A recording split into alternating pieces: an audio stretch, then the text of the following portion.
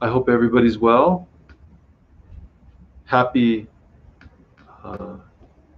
ox, year of the metal ox or the iron ox. I hope it's going to be an excellent year for everybody.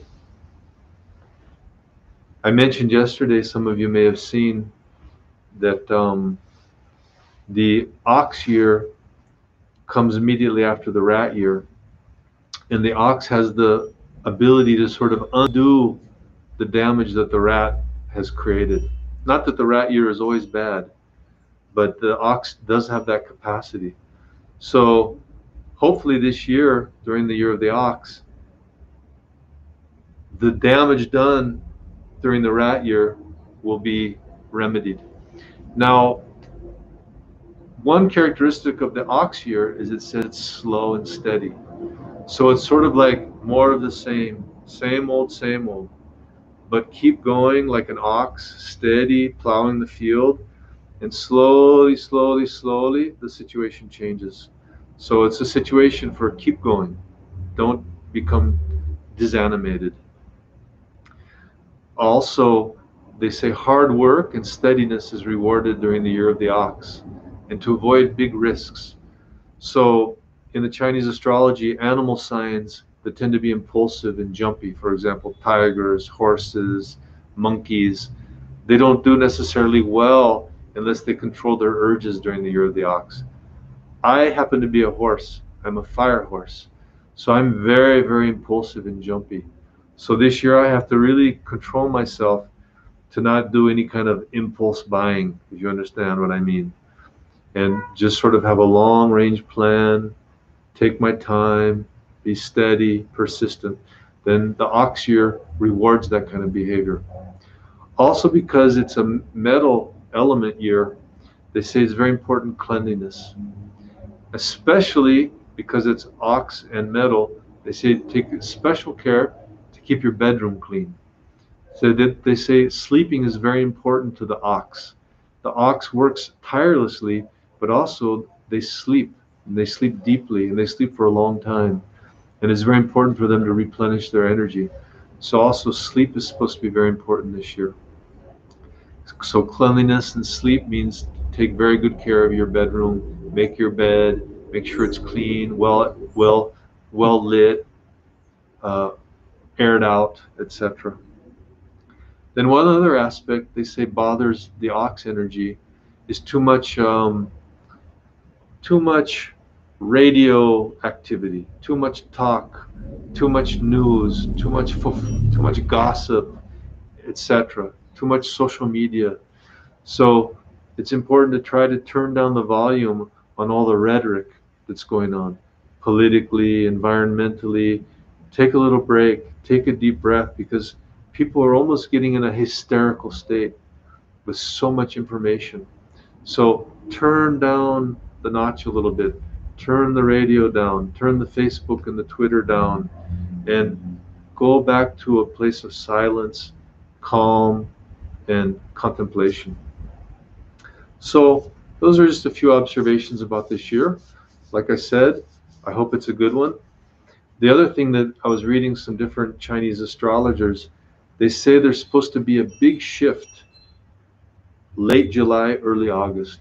So let's hope that that has to do with the vaccinations, and hopefully by then the pandemic will be under uh, control.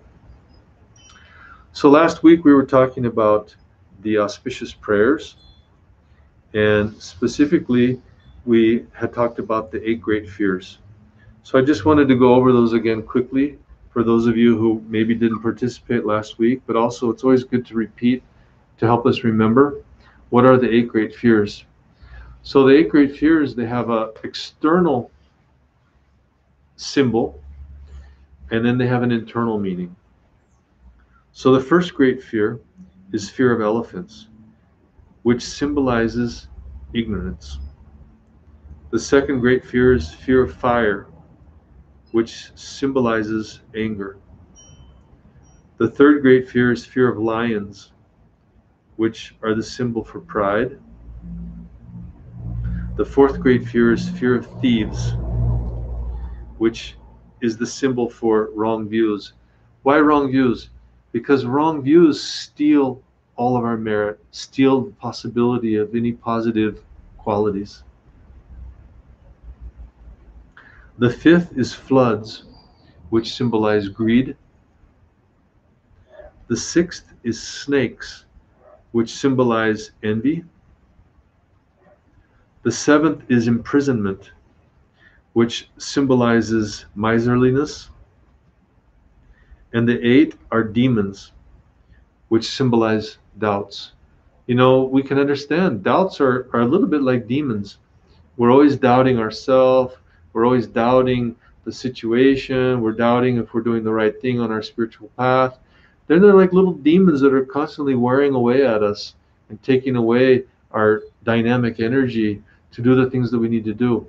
For example, why doubt ourselves? Why not believe in yourself? You're trying to be a good person. Don't have any doubts. Just go for it. So don't listen to those little doubts. They're like little termites that are tearing away at the structure of the house. So turn them down, turn them off, and believe in yourself and believe in the spiritual path. Really, how can we go wrong practicing virtue? That's what the spiritual path is. Trying to have a good heart, trying to practice virtue. All of these paintings and mantras and rituals, they all have the same purpose. To bring us back to having a good heart, to remember bodhicitta. That's, you take all these symbols and paintings and instruments away, and you keep bodhicitta, you have the complete spiritual path. If you keep all the symbols and instruments and mantras, and you take away bodhicitta, you don't have anything. So it's all about bodhicitta, benefiting others, developing a good heart, trying to become a better person. Why would you doubt that? There's nothing to doubt.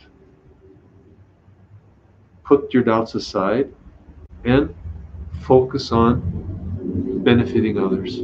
That's the secret. That's the heart of it right there. So today, the reading is, whosoever sees me, hears me, touches me, or remembers me, refers to the four ways by which enlightened beings can bring us to liberation. For us, this may seem overreaching, but once we attain enlightenment, these become the four avenues by which the potential of our Buddha nature resonates with and helps to reveal the Buddha nature of sentient beings. So those are the four ways that Buddhas bring ordinary beings to enlightenment, and also the four ways which we aspire to bring others to enlightenment. Through seeing me, hearing me, touching me, or remember me. So if beings see us, if beings hear us speak, if a being touches us, or if somebody remembers us, we have the aspiration that through these four vehicles, through these four avenues, we can bring benefit to those beings. And that's the way a Buddha thinks, and that's the way we begin to train ourselves in the Tara practice to think that same way. So I know a lot of people, for example, they take public transport, and when they're on the bus, they think to themselves, all these people here that are seeing me or hearing me or bumped up against me, may this create an interdependence that in some moment I can benefit them and ultimately take them to enlightenment. So we train our mind in that way throughout all of our activities, that through these four methods, these four avenues, we bring all beings to enlightenment.